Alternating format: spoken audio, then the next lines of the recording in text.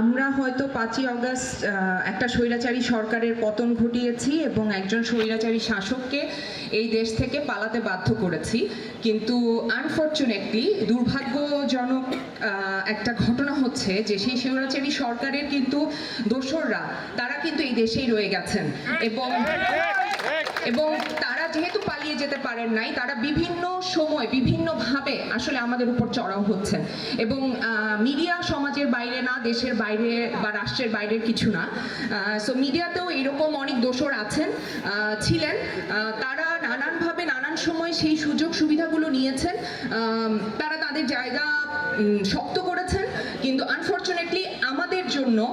যারা আমরা আসলে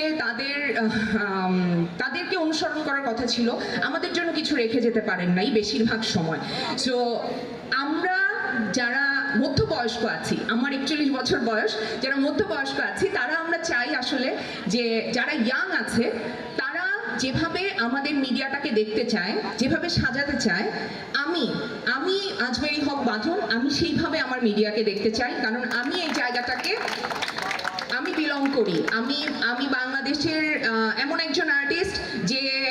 আন্তর্জাতিকভাবে অনেক অনেক সম্মান আসলে নিজে তো বয়ে এনেছি, দেশের জন্য বয়ে এনেছি। আমার এটা দাবি যে আসলে এখনকার ইয়াং জেনারেশন যারা আছে, যারা এখন কাজ করছে, তারা যেভাবে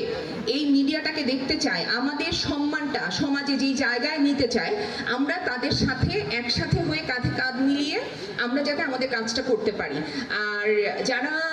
আমাদের অগ্রজ আছেন, আমি তাদের কাছে খুবই সম্মানের সাথে একটা অনুরোধ করতে চাই, জায়গাটা ছেড়ে দেখেন, জায়গাটা ছেড়ে দেখেন। আমার মনে হয়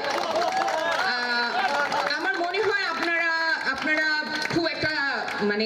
দুঃখ পাবেন না, খুব একটা মন খারাপ করার মতো কোনো ঘটনা ঘটবে না।